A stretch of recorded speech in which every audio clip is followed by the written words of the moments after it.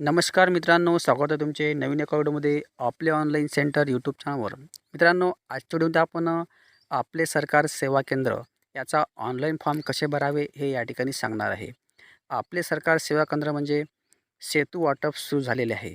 या ठिकाणी महाराष्ट्रातील सर्वच जिल्ह्यांसाठी सेतू वाटप केंद्र सुरू झालेले आहे. त्याचा व्हिडिओ मी या व्हिडिओच्या डिस्क्रिप्शनमध्ये दिला आहे. तिथून जाऊन तुम्ही GR वगैरे पाहू शकता. तो GR सर्वच जिल्ह्यांसाठी लागू राहणार आहे महाराष्ट्रातील. अजून या ठिकाणी महत्त्वाचं म्हणजे महाराष्ट्रातील फक्त सध्या काही जिल्ह्यामध्येच फक्त फॉर्म भरणे सुरू झालेले आहे. काही जिल्ह्यामध्ये ऑफलाईन आहे, तर काही जिल्ह्यामध्ये ऑनलाईन. तर मी आजच्या व्हिडिओमध्ये तुम्हाला नागपूर हा जिल्ह्याचा फॉर्म ऑनलाईन भरणे आहे. तर नागपूर या जिल्ह्याचा फॉर्म ऑनलाईन भरण्यासाठी तुम्हाला या naagpur.gov.in ही वेबसाईट तुम्हाला टाकायची आहे नागपूरवाल्यांसाठी. अशा प्रकारे या ठिकाणी ही साईट टाकल्यावर तुम्ही या पेजवर येणार आहे नागपूर डिस्ट्रिक्टच्या. या ठिकाणी आल्यावर खाली तुम्हाला स्क्रॉल डाऊन करायचं आहे. खाली स्क्रॉल डाऊन केल्यावर या ठिकाणी पाहता की तुम्ही लेटेस्ट अपडेट नावाचं एक ऑप्शन तुम्हाला दिसत आहे किंवा पेज दिसत आहे. या ठिकाणी तुम्हाला जायचं आहे आणि खाली क्लिक केल्यावर मोर या ऑप्शनला क्लिक करायचं आहे. या ठिकाणी लाल अक्षरामध्ये मोरचं ऑप्शन आहे. या ठिकाणी क्लिक केल्यावर अशा प्रकारे दुसरं पेज या ठिकाणी ओपन झालेलं आहे. आता या ठिकाणी पाहता की तुम्ही पहिलं ऑप्शन आहे आपले सरकार सेवा केंद्र ॲडव्हर्टाइजमेंट 2026. या ठिकाणी तुम्हाला डिटेल या ऑप्शनला क्लिक करायचं आहे. तुम्हाला कोण्या जिल्ह्याचा ऑनलाईन फॉर्म भरायचा आहे किंवा ऑफलाईन फॉर्म भरायचा आहे हे कॉमेंट बॉक्समध्ये टाका. त्याचा रिप्लाय तुम्हाला अवश्य देण्यात येणार आहे. नागपूर या जिल्ह्याचा हा फॉर्म ऑनलाईन असून ऑनलाईन फॉर्म कसे भरावे हे आपण या ठिकाणी पाहत आहे. या ठिकाणी पाहत आहे की सर्व डिटेल्स तुम्हाला या ठिकाणी दिसणार आहे. याची डिटेल मी तुम्हाला मागच्या व्हिडिओमध्ये सांगितलेली आहे. तो व्हिडिओसुद्धा या व्हिडिओच्या डिस्क्रिप्शनमध्ये दिलेला आहे. तिथून जाऊन तुम्ही क्लिक केला तो व्हिडिओ तुम्ही पाहू शकता. तर या ठिकाणी पाहता की तुम्ही स्टार्ट डेट झालेली आहे. 31/7 ही सुरुवात झाली असून 31/8 ही लास्ट तारीख आहे. 31/8. तर या ठिकाणी तुम्हाला ऑनलाईन फॉर्म भरण्यासाठी ऑनलाईन ॲप्लिकेशन या ऑप्शनला क्लिक करायचं आहे. या ठिकाणी लिंकसुद्धा त्यांनी दिलेली आहे. तर या ठिकाणी क्लिक केल्यावर या ठिकाणी तुम्हाला पुन्हा ओके या ऑप्शनला क्लिक करायचं आहे. तर हे एकूण 12 स्टेपमध्ये कंप्लीट करायचं आहे. तर हे एकूण 12 स्टेपमध्ये कंप्लीट करायचं आहे. तर मी या ठिकाणी एकदम थोडक्यात म्हणजे महत्त्वाचे मुद्दे तुम्हाला सांगण्याचे प्रयत्न करणार आहोत. 12 स्टेपमध्ये हा फॉर्म पूर्ण भरायचा असून या ठिकाणी तुम्हाला सर्वप्रथम टाकायचा तुमचा मोबाईल नंबर. मोबाईल नंबर टाकल्यावर तुम्हाला सेंड OTP ऑप्शनला क्लिक करायचा आहे. त्याच्यावर एक OTP येणार आहे. तो OTP व्हेरीफाय करून तुम्हाला नेक्स्ट या ऑप्शनला क्लिक करायचं आहे. मित्रांनो, या ठिकाणी मी मोबाईल नंबर टाकून OTP आले असून OTP टाकल्यावर व्हेरीफायचं ऑप्शन या ठिकाणी आलेलं आहे. तुम्हाला व्हेरीफाय ऑप्शनला क्लिक करायचं आहे. व्हेरीफाय ऑप्शनला क्लिक केला OTP व्हेरीफाय सक्सेसफुलचा या ठिकाणी मेसेज येणार आहे. अशा प्रकारे या ठिकाणी मेसेज यायला हवा. त्यानंतर तुम्हाला नेक्स्ट या ऑप्शनला क्लिक करायचं आहे. मित्रांनो, नेक्स्ट ऑप्शनला क्लिक केल्यावर दुसरी जी स्टेप आहे आपली 2 नंबरची वैयक्तिक माहिती.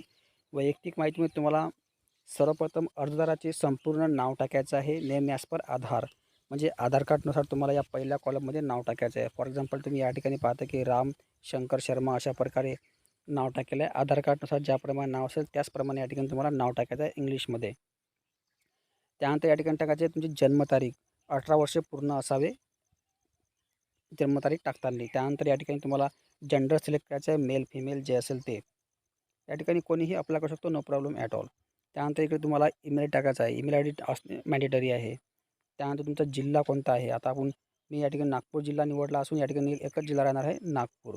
परंतु या ठिकाणी आता दुसरा आहे की नागपूर जिल्ह्यामध्ये तुम्ही कोण्या तालुक्यात राहता. तर या ठिकाणी तालुका या ऑप्शनला सिलेक्ट केल्यावर तुमचा जो तालुका असेल तो तालुका या ठिकाणी तुम्हाला टाकायचा आहे. त्यानंतर तालुका टाकल्यावर तुम्ही त्या तालुक्यात कोण्या गावामध्ये राहता ते गाव तुम्हाला टाईप करावं लागेल तुमच्या हाताने. अशा प्रकारे या ठिकाणी हे सर्व गोष्टी फिलअप केल्यावर त्यानंतर तुम्ही रहिवासी पत्ता या टाकायचा आहे कॉलममध्ये. रहिवासी पत्ता टाकल्यावर या ठिकाणी तुमचा आधार कार्ड नंबर टाकायचा आहे. त्यानंतर इकडे पिनकोड टाकायचा आहे. त्यानंतर या ठिकाणी पॅन नंबर टाकायचा आहे. ह्या सर्व गोष्टी फिलअप केल्यावर तुम्हाला या ठिकाणी पासपोर्ट साईज फोटो तुम्हाला या ठिकाणी अपलोड करायचा आहे 2 MBच्या आतमध्ये. अशा प्रकारे हे संपूर्ण पेज भरल्यावर तुम्हाला पुन्हा नेक्स्ट ऑप्शनला क्लिक करायचं आहे. मी या ठिकाणी तुम्हाला महत्त्वाचे मुद्दे सांगत असून व्हिडिओ खूप मोठा होणार आहे कारण की खूप मोठ्या स्टेप या ठिकाणी अवेलेबल आहेत. त्यानंतर आपली तिसरी स्टेप आहे तुमचा केंद्र निवडायचा आहे आपल्याला. केंद्र निवड या ऑप्शनमध्ये तुम्हाला खाली स्क्रॉल डाऊन करायचं आहे. या ठिकाणी कोणत्या रिक्त केंद्रासाठी अर्ज करू इच्छिता? या ठिकाणी 3 ऑप्शन दिसतील तुम्हाला. पहिला ऑप्शन आहे नागपूर महानगरपालिका. दुसरा आहे नगर परिषद आणि नगरपंचायत. तिसरं आहे नागपूर रुरल. तुम्हाला ज्याही विभागामध्ये तुम्ही अर्ज करत असाल त्या ठिकाणी तुम्हाला क्लिक करायचं आहे. तर मी या ठिकाणी तुम्हाला एक नागपूर महानगरपालिका हे ऑप्शन निवडणार आहे. तुम्ही कुठल्याही प्रकारे ऑप्शन निवडू शकता. त्यानंतर हे ऑप्शन निवडा तुम्हाला झोनचं ऑप्शन या ठिकाणी दिसणार आहे. झोनमध्ये ज्या झोनमध्ये तुमची जागा निघाली असेल तो किंवा मग ज्या झोनमध्ये तुम्हाला अप्लाय करायचा आहे तो झोन तुम्हाला या ठिकाणी सिलेक्ट करायचा आहे. त्यानंतर इकडे प्रभागमध्ये सुद्धा प्रभाग कोणता आहे तर तो प्रभाग तुम्हाला या ठिकाणी निवडायचा आहे. अशा प्रकारे सर्व गोष्टी फिलअप केल्यावर तुम्हाला नेक्स्ट किंवा पुढे जा या ऑप्शनला क्लिक करायचं आहे. नेक्स्ट आणि पुढच्या ऑप्शनला क्लिक केल्यावर चौथा नंबरचं ऑप्शन आहे शिक्षण तुमचं जे क्वालिफिकेशन झालेलं असेल ते क्वालिफिकेशन या ठिकाणी तुम्हाला ॲड करायचं आहे. फॉर एक्झाम्पल या ठिकाणी पहिलं जे ऑप्शन आहे 12वीचं, या ठिकाणी 12वी असणे मॅन्डेटरी आहे. कारण की याला शेतकरी केंद्रासाठी 12वी उत्तीर्ण सोबतच MSCIT असणे आवश्यक आहे. 12वी प्लस MSCIT असणे गरजेचे आहे. बाकी जर तुमच्याकडे 10 ग्रॅज्युएशन पोस्ट ग्रॅज्युएशन असेल तर तुमच्याच फायद्याचं आहे. त्याचे मार्क तुम्हाला मिळतील. आता तुम्हाला 12वीची माहिती भरताना या ठिकाणी SSC ऑटोमॅटिक राहणार आहे. त्यानंतर तुम्हाला इकडे बोर्डाचे नाव लिहायचं. तुमचं जे बोर्ड असेल ते तुम्ही 12वी कोण्या बोर्डमधून केली, कोण्या विद्यापीठातून केली. त्यानंतर इकडे 12वीचं वर्ष आणि पर्सेंटेज तुम्हाला या ठिकाणी टाकायचे आहे 12वीचे. त्यानंतर जर का तुमच्याकडे ग्रॅज्युएशन असेल तर ग्रॅज्युएशनची माहिती तुम्हाला भरायची आहे. For example BA BCom BSc automatic त्या ठिकाणी राहणार आहे.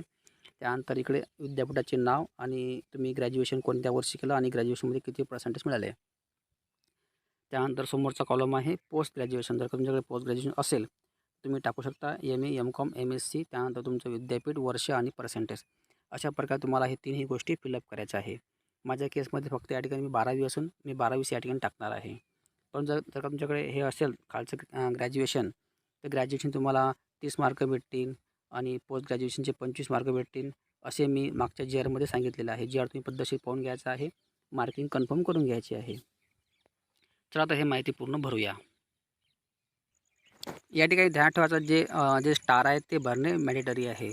फॉर एक्झाम्पल या ठिकाणी पाहता की जे 12वीचा जे कॉलम आहे ते 12च्या कॉलमला स्टार लागलेले आहेत. लाल नावाचे स्टार आहेत ते भरणे मॅन्डेटरी आहेत. त्याचप्रमाणे ग्रॅज्युएशनला स्टार नाही आहेत. पोस्ट ग्रॅज्युएशनला सुद्धा स्टार लागलेले नाही आहेत. म्हणजे 12वी भरणे मॅन्डेटरी आहे. चला आता मी पूर्ण माहिती भरलेली असून नेक्स्ट ऑप्शनला क्लिक करायचं आहे. मित्रांनो नेक्स्ट ऑप्शनला क्लिक केल्यावर समोरची माहिती आहे CSCची माहिती. 5 नंबरचा कॉलम आहे आपला. 5 नंबरचा मुद्दा आहे CSC. जर का तुमच्याकडे CSC असेल तर या ठिकाणी पाहता की तुम्ही एक ऑप्शन आहे अर्जदाराकडे कॉमन सर्व्हिस सेंटर आहे का. तर या ठिकाणी तुमच्याकडे असेल तर तुम्हाला या ठिकाणी CSCची पूर्ण डिटेल तुम्हाला भरायची आहे. CSC फुल नेम, CSC ID, त्यानंतर जिल्हा, तालुका, व्हिलेज कोण्या अंडरमध्ये ते सर्व गोष्टी या ठिकाणी तुम्हाला टाकायचं आहे येस केल्यावर. परंतु जर का तुमच्याकडे CSC ID नसेल तर या ठिकाणी तुम्ही नो करू शकता. No problem at all. जर का तुमच्याकडे CSC नाही आहे तर काही प्रॉब्लेम नाही आहे. परंतु जर का तुमच्या कॉम्पिटिशनमध्ये तुमच्या गावातून एकापेक्षा जास्त अर्ज आले तर त्याचा CSCचा विचार करतील म्हणजे मार्किंग वाढणार आहे अशा प्रकारे. तर माझ्या केसमध्ये CSC नाही. मी या कारणाने CSC नाही केलं आहे. तुमच्याकडे CSC असेल तर तुम्ही अवश्य यस करा. CSC तुम्हाला 25 मार्क मिळणार आहेत. 25 किंवा 15 असे मी GRमध्ये सांगितलेलं आहे. त्यानंतर तुम्हाला दुसरं ऑप्शन आहे की कुटुंबातील कोणाला आपले सरकार सेवा केंद्र आहे का. तर असेल तर येस करायचं, नसेल तर नो करायचं. जर का तुम्ही येस केलं तर या ठिकाणी ते माहिती तुम्हाला भरावी लागेल. ID वगैरे, नाव वगैरे सर्व गोष्टी. त्यानंतर हे माहिती भरल्यावर तुम्हाला पुन्हा नेक्स्ट ऑप्शनला क्लिक करायचं आहे. मित्रांनो नेक्स्ट ऑप्शनला क्लिक केल्यावर समोरची 6वी स्टेप आहे डॉक्युमेंट अपलोडिंगची. डॉक्युमेंट्समध्ये तुम्हाला सर्वप्रथम कागदपत्रे अपलोड करामध्ये रिक्वायर्ड आहेत. आधार कार्ड आहे रिक्वायर्ड. त्यानंतर पॅन कार्ड आहे. पॅन कार्ड तुम्हाला अपलोड करायचं आहे. त्यानंतर 12वीचं सर्टिफिकेट म्हणजे किंवा गुणपत्रिका अपलोड करायची आहे. त्यानंतर इकडे पदवी असेल तर अपलोड करायची, नसेल तर सोडून द्यायची. पोस्ट ग्रॅज्युएशनसुद्धा आहे ते मॅन्डेटरी नाही आहे. CSC सर्टिफिकेट मॅन्डेटरी नाही आहे. असेल तर टाकायचं, नसेल तर उद्याचं MSCIT मॅन्डेटरी नाही आहे. त्यानंतर रहिवासी पुरावा रिक्वायर्ड आहे. रिक्वायर्ड म्हणजे मॅन्डेटरी आहेत, आवश्यक आहेत. म्हणजे जे रिक्वायर्ड आहेत ते तुम्हाला या ठिकाणी अपलोड करणे आवश्यक आहे. बाकी जे तुम्ही सोशल सर्टिफिकेट असेल तर तुम्ही अपलोड करायचे, नो प्रॉब्लेम ॲट ऑल. हे जे रिक्वायर्ड डॉक्युमेंट अपलोड केल्यावर तुम्हाला पुन्हा नेक्स्ट पुढे जा किंवा नेक्स्ट ऑप्शनला क्लिक करायचं आहे. परंतु तुम्हाला रिक्वायर्ड डॉक्युमेंट अपलोड करणे गरजेचे आहे. For example Aadhaar card, pan card वगैरे. अपलोड करण्यासाठी तुम्हाला चूज फाईल या ऑप्शनला क्लिक करायचं आहे. फाईल निवडा या ऑप्शनला क्लिक केल्यावर ज्याही फोल्डरमध्ये तुम्ही डॉक्युमेंट ठेवलेले आहेत तिथून तुम्ही डॉक्युमेंट अपलोड करू शकता. ही प्रोसेस तुम्ही घरी बसल्या आपल्या मोबाईलच्या माध्यमातून करू शकता. No problem at all. मित्रांनो, डॉक्युमेंट्स अपलोड केल्यावर अशा प्रकारे अपलोडचे हिरवे ऑप्शन यायला हवे. त्यानंतर तुम्ही या ठिकाणी डिलीटचं ऑप्शन आहे, डिलीट करून किंवा व्ह्यू करून पाहू शकता डॉक्युमेंट कोणते अपलोड केले तर. त्यानंतर तुम्हाला नेक्स्ट पुढे जा या ऑप्शनला क्लिक करायचं आहे. या ठिकाणी क्लिक केल्यावर आता आपली समोरली स्टेप आहे पायाभूत सुविधा. आता तुमच्याकडे पायाभूत सुविधा काय काय आहे या ठिकाणी एक एक वाचून तुम्हाला येस नो किंवा काय आहे ते क्लिक करायचं आहे. फॉर एक्झाम्पल पहिला जी कॉलम आहे, व्यवसायासाठी स्वतंत्र कार्यालय आहे का. आता या ठिकाणी तुम्हाला 3 ऑप्शन दिसतील. स्वमालकीचे, भाडेतत्त्वावरील आणि स्वतंत्र कार्यालय नाही. तर या ठिकाणी तुम्ही स्वमालकीचे करायचे आहे, तुमच्याकडे असो किंवा नसो, भाडेतत्त्वावर असो किंवा नसो, स्वमालकीचे करू शकता. तुम्ही भाडेतत्त्वासुद्धा करू शकता, नो प्रॉब्लेम ॲट ऑल. परंतु जनरली आपण स्वमालकीचेच करायचे आहे, एवढं काही ते हे नाही आहे. त्यानंतर आहे 2 नंबरचा मुद्दा आहे, अर्जदाराकडे किती संगणक उपलब्ध आहेत. तर या ठिकाणी तुम्ही 2 करायचं आहे. तुमच्याकडे 1 जरी असलं तरी चालेल, परंतु तुम्ही दोन्ही ऑप्शनला क्लिक करू शकता. 2 पैकी जास्त असेल तर तुम्ही 3 नंबरचा ऑप्शन करू शकता, परंतु तुम्ही 2 हे करणे गरजेचे आहे. त्यानंतर 3 नंबरचा ऑप्शन आहे स्कॅनरची उपलब्ध आहे का, या ठिकाणी यस करायचं आहे. नसेल तरी तुम्हाला या ठिकाणी यस करायचं आहे स्कॅनरसाठी. त्यानंतर 4 नंबर प्रिंटर आहे का, या ठिकाणी यस करायचं आहे. जर तुमच्याकडे प्रिंटर नसेल तरी तुम्ही यस करून घ्यायचं आहे. या सर्व गोष्टी तुम्हाला यस करायच्या आहे, बायोमेट्रिक वगैरे. त्यानंतर इंटरनेट इनेक कनेक्टिव्हिटी उपलब्ध आहे का, या ठिकाणी तुम्ही 20 MPFपेक्षा अधिक हे ऑप्शन करू शकता. 10 करायचं नाही, 20 सुद्धा तुम्ही करू शकता. त्यानंतर समोरचा मुद्दा आहे वीज पुरवठ्यासाठी बॅकअप आहे का, या ठिकाणी होय करायचं आहे. त्यानंतर CCTV आहे का, तर या ठिकाणी होय करायचं आहे. त्यानंतर दिव्यांग व्यक्तीसाठी ज्येष्ठ सुलभ सुविधा आहे का, तर या ठिकाणी तुम्हाला होय करायचं आहे. या सर्व गोष्टी फिल तुम्हाला नेक्स्ट ऑप्शनला क्लिक करायचं आहे. नेक्स्ट ऑप्शनला क्लिक केला समोरचा मुद्दा आहे की आर्थिक क्षमता. आता या ठिकाणी आर्थिक क्षमतेमध्ये काय आहे ते पाहूया. या ठिकाणी पहिलं जब ऑप्शन आहे व्यवसायाची एकूण वार्षिक उलाढाल किती आहे. या ठिकाणी तुम्हाला 3 ऑप्शन दिसतील, 0 ते 1 लाख, 1 लाख ते 5 लाख, 5 लाखाच्या पेक्षा वर. तर जनरली आपण एवढं काही हे नाही आहे, परंतु तुम्ही पहिल्या ऑप्शनला सुद्धा तुम्ही क्लिक करू शकता. 1 लाखापर्यंत आहे आपली. त्यानंतर 2 नंबरचा ऑप्शन आहे खालीलपैकी कोणत्या वर्षाचे आयकर विवरण उपलब्ध आहे. तर तुम्हाला चालू वर्षाच्या आयकरला क्लिक करायचं आहे. जर का तुम्ही आयकर नशीन काढलं तर कोणते नाही हे सुद्धा करू शकता, नो प्रॉब्लेम ॲट ऑल. तर आपण 25-26चं हे करून घेऊया. त्यानंतर तुम्हाला खाली पुन्हा शो आणि नेक्स्ट ऑप्शनला क्लिक करायचं आहे. मित्रांनो, शो आणि नेक्स्ट ऑप्शनला क्लिक केल्यावर समोरचा आहे अनुभव. आता या ठिकाणी अनुभवाचा पहिला कॉलममध्ये त्यांनी दिलेला आहे की खालील दिलेल्या अनुभवापैकी आपल्याकडे असलेल्या अनुभवांचा चेकबॉक्सवर क्लिक करून निवड आणि संबंधित कागदपत्राची प्रत अपलोड करावी.